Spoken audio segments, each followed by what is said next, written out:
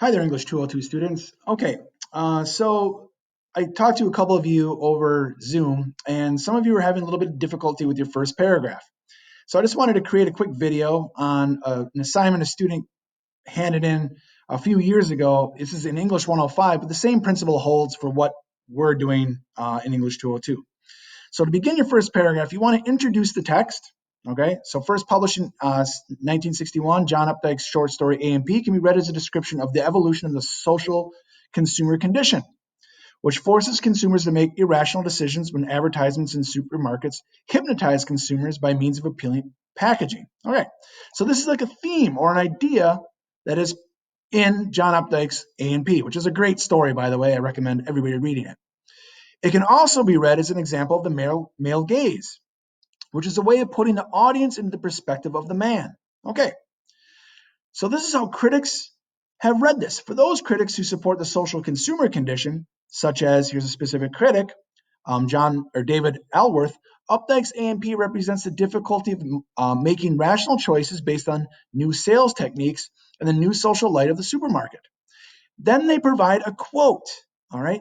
So you don't just introduce the critic and say, well, the critic says this, but then you want to provide a quote that illustrates that point. All right. So notice how the student does this, provides the quote, end quote, and then the page number. On the other hand, for those critics who subscribe to the male gaze view, such as this critic, A&P incorporates Sammy's male perspective as a means to transform the female body into a fetishized commodity. Provide the quote. Okay. So what we've done here is we've introduced the text and said, this is how it's typically read. Two critical approaches. Okay.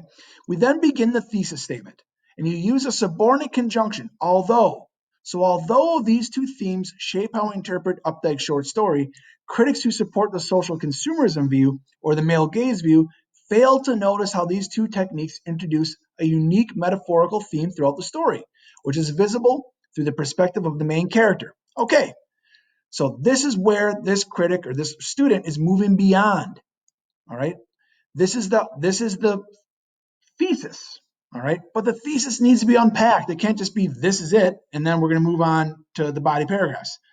As such, we should consider how the social consumerism and the male gaze themes combine and open a space for a new way of objectifying the female body. Okay. So this is kind of like why this is important. Okay. Why my claim is important. We then want to break it down into steps. As a first step in this process, we will explore how the young girls appear as commodities. Walking in the supermarket wearing skimpy bathing suits against the backdrop of fluorescent lights and consumer goods, their bodies scream for attention. As a result, their value depends upon their appearance as objects rather than upon their subjectivity. This setting creates an easy evaluation of the girls as objects in the supermarket.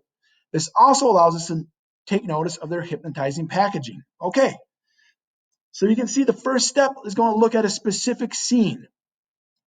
And it's combining the two ideas, right? The commodification of the female body and the male gaze in two kind of two ideas that are working in conjunction. All right. The next section will analyze Sammy's perspective and language, especially when it relates them to items in the supermarket. Sammy also analyzes the other characters around him and considers their packing and the idea that they are selling. This section allows us to understand how the objectification and the inspection of the girls and the other characters operate as a simile to other commodities within the store. That's really interesting. All right.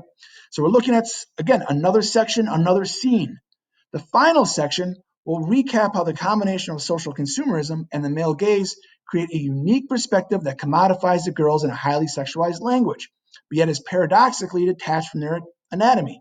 By considering the two themes, and by reading Sammy's use of description and metaphors in the short story A&P, we can argue that it is wrong to discount how Sammy's perspective not only transformed the girls into sexual commodities, but also transformed them into objects of consumerism that have other competing products. This idea also allows us to consider how consumers often abandon logic when confronted by advertisements, much like what transpires at the conclusion of the story.